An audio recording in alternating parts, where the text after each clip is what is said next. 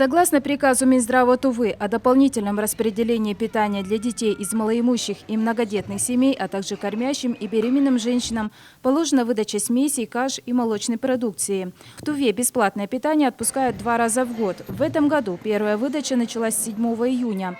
Всего на эти цели ежегодно из федерального бюджета выделяется свыше 8 миллионов рублей.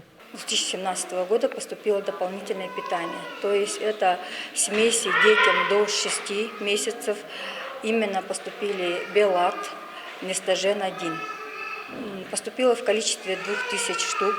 На данный момент мы уже раздали эту смесь в количестве 1700 штук.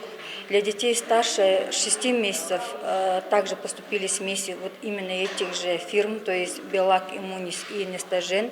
2+, тоже раздали детям. Также дополнительное питание для кормящих и беременных женщин из категории малообеспеченных и многодетных.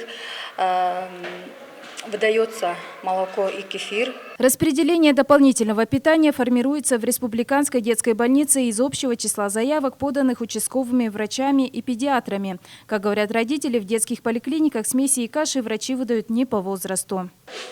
Дети питались хорошо, кушали их. Дети, малообеспеченные дети должны получать, наверное, вовремя, каждый месяц. Мало дают. Смеси и каши нам было недостаточно. Детям не подходит по нормативу. На каждом участке есть свой список малоимущих и многодетных семей. Никаких специальных документов, подтверждающих социальный статус, не требуется, уточняют в Республиканской детской больнице. Мамам, которые находятся на грудном скармливании, молоко 5 литров и кефир 2 литра. То есть вот пишем рецепты, и они сами уходят и все забирают в Созерали. У нас на нашем участке социально неблагополучных 2 семей, но они уже большие.